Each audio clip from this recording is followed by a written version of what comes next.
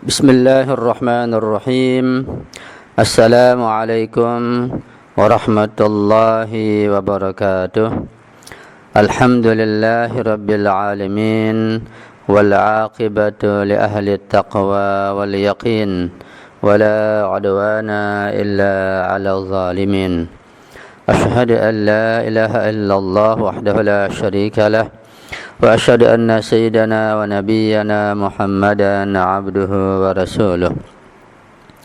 Allahumma salli ala Fatimata wa abiha wa ba'liha wa baniha wa sirril mustawda'i fiha bi'adadi ma ahata bihi ilmuk. Allahumma kun waliyyika al-hujjat ibn al-Hasan salawatuka alaihi wa ala abaihi في هذه الساعة وفي كل ساعة وليا وحافظا وقائدا وناصرا ودليلا وعينا حتى تسكنه أرضك طوعا وتمتعه فيها طويلا برحمتك يا أرحم الراحمين. رب اشرح لي صدري ويسر لي أمري wahlul 'uqdatam min lisani yafqahu qawli, amma ba'du. Ma'asyiral muslimin wal muslimat rahimakumullah, khususnya para pecinta kajian tafsir Al-Qur'an Al-Karim. Alhamdulillah, kita bersyukur pada Allah Subhanahu wa taala dengan rahmat, taufik, hidayah dan inayahnya kita masih bisa melanjutkan kajian tafsir kita pada malam Jumat yang mulia ini. Kita masuk kepada pertemuan yang ke-42. Pada pertemuan minggu yang lalu kita sudah menyelesaikan tafsir surat Al-Baqarah ayat 94, 95 dan 96. Dan malam ini kita masuk pada tafsir ayat yang ke-97 dan ke-98. Allah Subhanahu wa taala berfirman di dalam ayat ini, a'udzubillahi minasyaitonir rajim. Qul man kana aduwwan li Jibril fa innahu nazzalahu ala qalbika biidznillahi musaddiqan lima baina yadayhi wa hudan wa busyra lil mu'minin.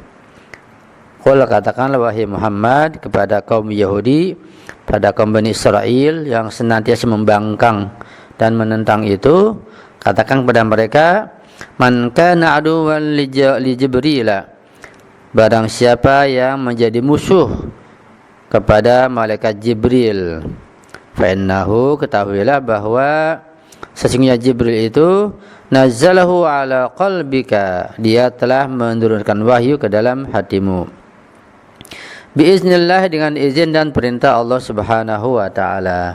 Jadi Jibril delegasi dan utusan Allah untuk menyampaikan wahyu kepada Rasulullah. Katakan hal itu kepada mereka. Dan wahyu tersebut musaddiqan lima baina yadayhi, membenarkan apa yang ada di kitab mereka, kitab Taurat.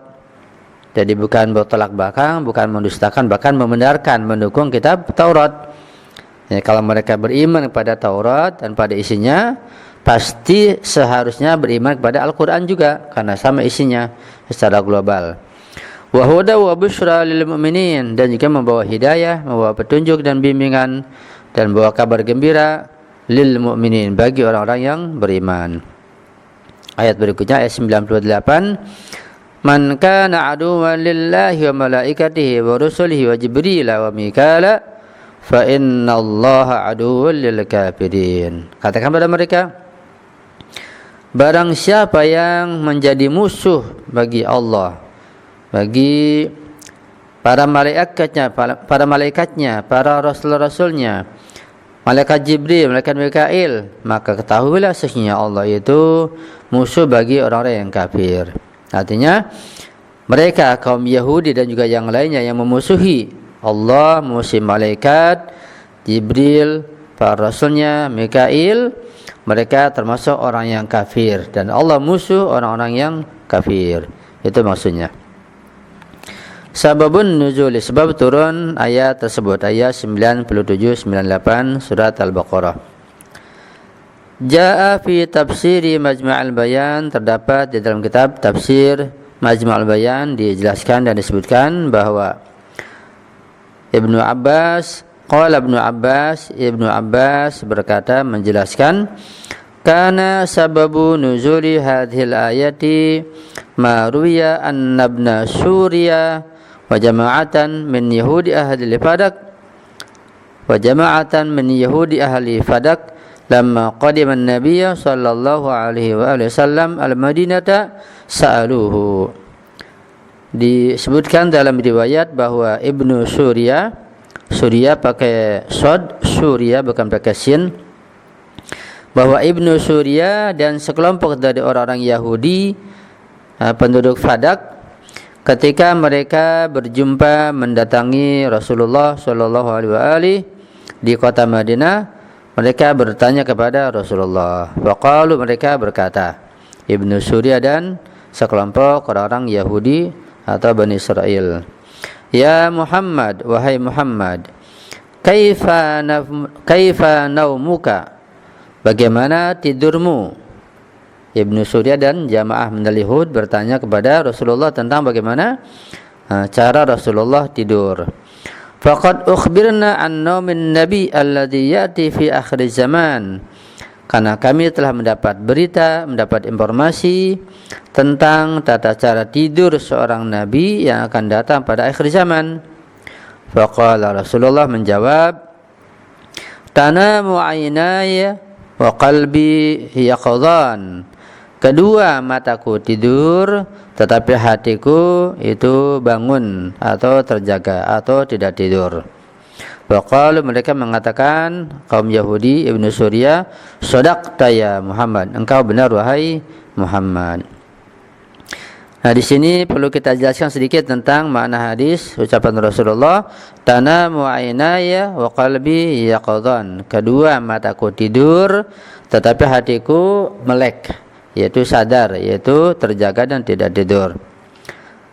Dalam hadis yang dikatakan bahwa tanamu aynaya wala yanamu qalbi, kedua mataku tidur tapi hatiku tidak tidur. Di sini maksudnya adalah ruh, ya, hati Rasulullah, ruh Rasulullah tidak tidur. Dan begitulah yang namanya ruh itu senantiasa dia bergerak, walaupun pada kondisi tidur buat kita tidak sadar, ya, karena terbawa oleh istirahat yang dalam.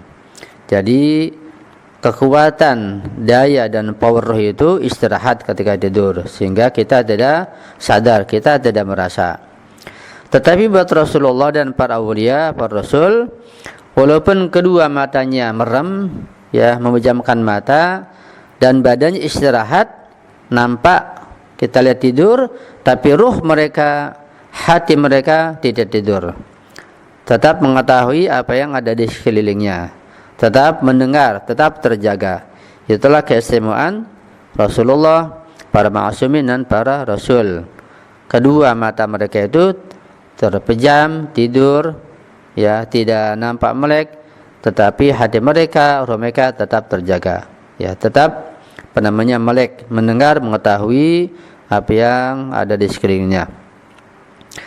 Bahkan lebih dari itu, sebagian para wali itu mereka lebih banyak mendapat pengetahuan dan pelajaran ketika di saat manusia tidur, ya, di saat tidur, dibanding ketika siang hari melek.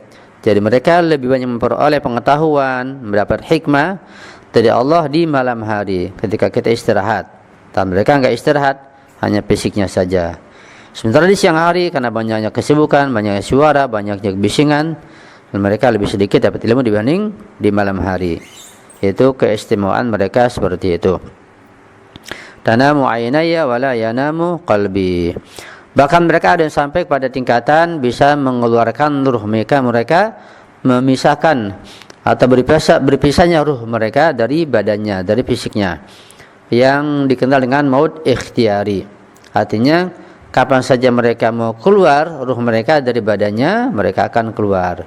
Ya, badannya berada di tempat tidur atau tergeletak atau nampak istirahat, tapi roh mereka keluar ke dunia lain, ke tempat yang lain. Itu namanya maut ikhtiari. Nanti ketika kembali mereka ya sadar lagi fisiknya, kembali lagi seperti biasa seperti kita. Tapi kemampuan ini kemampuan yang khusus diperoleh oleh para awliya Allah, para wali Allah. Ya. Nah, Syekh Bejat rahmatullah alaihi termasuk orang yang mampu melakukan maut ikhtiari. Ya, ruh beliau mungkin ketemu Rasulullah, ya, bahkan ketemu malaikat, kita enggak tahu. Ya, malaikat muqarrabin. Bahkan bisa jadi melakukan hubungan dekat tempat yang lain, berikan pertolongan, berikan bantuan pada yang lain, itu ruh mereka. Kita tidak tahu. Karena tugas para nabi, para rasul, para maksumin itu di samping berjihad, ya, berdakwah, mengajak umat manusia, juga mereka berdakwah dan mengajarkan kepada bangsa jin, ya, bukan hanya umat manusia. Jadi di malam hari kita tidak tahu ruh mereka pergi kemana, kita nggak tahu. Itulah kata Rasulullah, kedua mataku merem, ya, tapi hatiku tidak tidur. Mereka mengatakan, "Shadaqta ya Muhammad."